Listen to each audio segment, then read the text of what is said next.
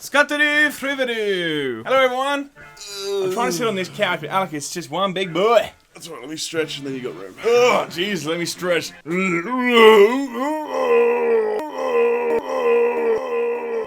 Guys, we're talking about none other today than the game that has not been reviewed ever before, okay? No one has ever talked about this game, plagiarized the review, and then put it out there. It's never happened. Let's talk about none other than Dead Cells. We've been playing Dead Cells now for quite a bit, actually. I've been playing on stream, I've been playing at home, Alex has been playing. Do you want that to be the drop? No, not necessarily. Okay. Go on. Alec ruined my opening monologue. To be or not to be? Or to take on! Well, let's talk about, of course, our wonderful game, Dead Cells. We have some interesting things to say, and on top of that, we like to think that we have our own thing to say about this, so we'll see how we go.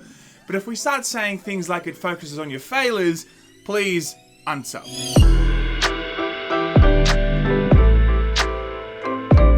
Dead Cells is essentially a procedurally generated Castlevania. If you've ever played something like Binding of Isaac, you'll know in terms of the procedurally generated nature and how it sort of there's basically flaws in Binding of Isaac. Same too is in Dead Cells. Yeah, and I think also it's not only that, it's also, yes, it's the Castlevania and it's a Metroidvania style. It's kind of, at the same time, you're right, in the Binding of Isaac, it kind of it's all thrown into one. It gives you this experience at one moment like you're always moving forward and progressing and getting new items, and at the same time, it does give you that Binding of Isaac experience of like, it doesn't matter where you were, it doesn't matter what you've done, you're starting pretty much from the beginning, but the moment you start again, you do have a sense of not all my progress is lost, but at the same time, there is this niggling, aggravating feeling like you've put half an hour into this character that you've built up and you've got all these awesome equipment and it's all gone. So essentially what you do in this game is that you're thrown into a dungeon, you know, you're a prisoner. It essentially takes you from section to section to section. So the first area, you will sort of go around, kill some zombies, they look like zombies, but all they're sorts not of really different zombies. types of creatures, Yeah. really. You'll find some items along the way in chests. There's a shopkeeper. You can, you know, buy some items with the in-game coins that you collect, and then you move to the next floor, and then it's the same thing. You rinse and sort of repeat. Yeah, you're right. Enemies vary, but you sort of progress through this procedurally generated, flawed, not FLAWED, but there are flaws. There are flaws. Like more than one that go up and down. I don't think there's many flaws. I think it's a great game. It is Jesus, flawless. Stop putting it down, my God. It's got this overarching sort of progression system. So every time you drop into, let's call it an instance. For instance? You've got shit all. And it's funny how things happen. Like, it's funny how a little game, little indie game, you know, that's of course well respected around the people that have played it, really gets kind of like injected into the mainstream when certain things happen, certain reviews are released, and it's exactly kind of what it needed. It was the best marketing that they could ever hope for. Collateral. Everyone just starts to talk about it. Yeah. And in my opinion, that was the reason I picked it up. I'm sure maybe that's the reason why you looked at it too. Who knows? Well, so Dead Cells has been in early access since I think last August on PC. So people have been playing it for quite a long time. It just so happened that when the big release came, your mate Philip, good old Phil, my mate Phil. Yeah, I read that too. Were you gonna plagiarize the whole thing for us? Do you have any thoughts of your own on this matter?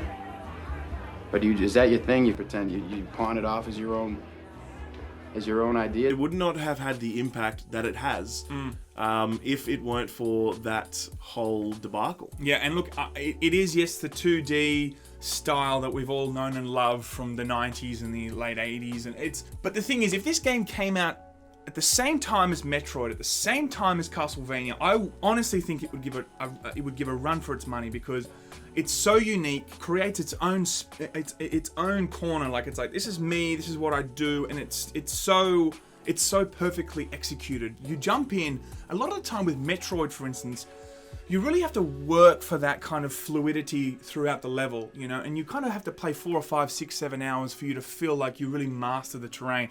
Where with Dead Cells, you jump in and you don't even want to earn that. You just automatically have that, and you love that about it. You can just dodge and jump and duck, dip, dive, and...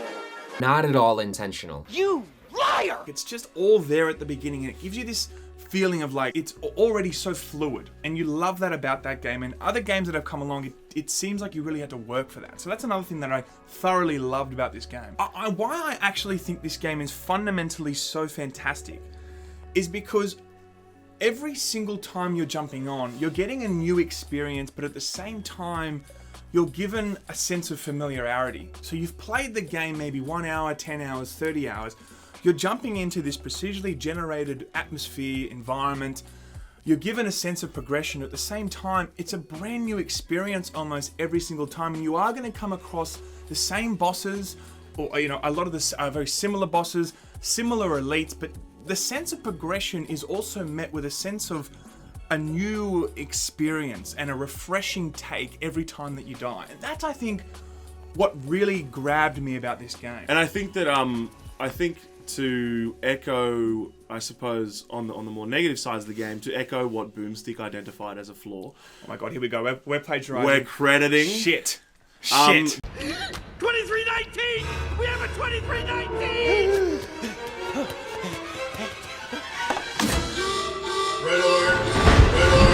To echo what Boomstick identified, the repetition in the early levels, I'm really feeling. I mean, you can get past it. But it does become a bit of a groan, you know. Oh, I agree with that, definitely. So, and I think, look, I've played a lot of Binding of Isaac. And when I say a lot, not that much. Probably played about 90 hours. Some people played hundreds. Yeah. And what it does is when you play Binding of Isaac, the first floors sort of have the same enemies for a while. And then as you get later into the game, those earlier encounters do vary slightly. I feel like what you really get out of Dead Cells is the overarching sense of progression. I'm chasing this bow. I want that shield. Well, how the hell do I get to that platform? I need an upgraded ability to allow you to essentially access areas in the map that take you to other floors that you otherwise wouldn't get to. Having said that, there are kind of progression waypoints, and what I mean by that is you will unlock certain things that allow you to traverse different areas of that map, even when you begin at the beginning. Like you get a vine, for instance, that Begin at the beginning. You get a vine, for instance, that kind of allows you to go to a certain part of the level that was unavailable at the very beginning, and it allows you then to kind of fast track to kind of where you were in a way, but at the same time you still have to do that grind. So I understand that, and I definitely felt that. And on stream, people saw my frustration of playing like a half an hour playthrough, feeling extremely powerful and dying, and then starting at the very beginning. And I even saw some people in the stream that hadn't played the game. They're like, oh really? You start at the very beginning? So that's kind of a natural thing, I think. At the very beginning, when you start playing this game, you get frustrated at that. You get frustrated having to start, at the beginning. But there are kind of progression waypoints, and there always is, you're right in saying, an overarching sense of progression by putting your cells into the right kind of skill tree, I guess I'll use, and constantly feeling like you are moving forward all the time, which is... Well, let's elaborate on that cells, because we haven't really spoken about how that system works as well. Think like Dark Souls, how you get, you kill enemies and you get souls onto your body. But you can't get the souls back. That's right. In Dead Cells, there's a similar system. They're called cells. So you'll as you kill enemies, as you find certain chests or hidden rooms, there'll be these cells. You might have 5 on you. You might have 15 or 20 on you. Or like 35 and died, and you're like, fucking hell. So as you move between each section, there's like a little, it's called the passage. And in the passage, you can restore your potions and do all these other things, but you can pump these cells into permanent upgraded items, and they're called mutations, but essentially permanent character upgrades. Yes, but the cells itself is definitely an integral part of the game. It's important to understand what they ultimately do, because they do give you that sense of progression. But again, there's a mixture of things that will bring players back to this. It's that every time I log on, I'm going to have a new experience. Every time I log on, I'm going to be given a sense of progression. But at the same time, death is always around the corner. And the moment that death does come, I'm ready for a new and refreshing experience. At the same time, also giving me like I can get back to that place quicker now because there's areas in that map to get there faster. So it's like there's a whole bunch of things there that will satisfy a lot of people. I think it's definitely a game to play. Dead Cells is kind of the Sally on the side kind of game. It's one of those games that you'll... Sally on the side. What? You might be playing, you know, The Witcher 3, or you might be playing some really big game, but Dead Cells is that perfect game where you've got 40 minutes, an hour just to chip away at something, get an overarching sense of progression, but also just have a short session that kind of ends. And you've always got something to come back to. And I think that's why it's so good. Yeah. And that's sort of the void that it fills, at least for me. I'm playing Okami at the moment.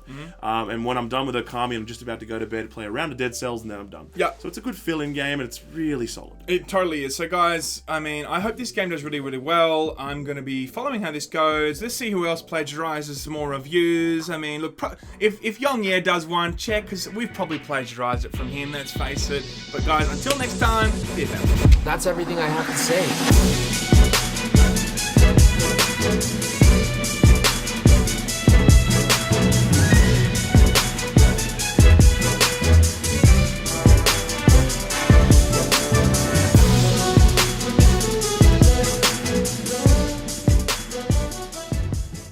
So you can keep looking, Kotaku, and please let me know if you find anything. Let me know if you find anything.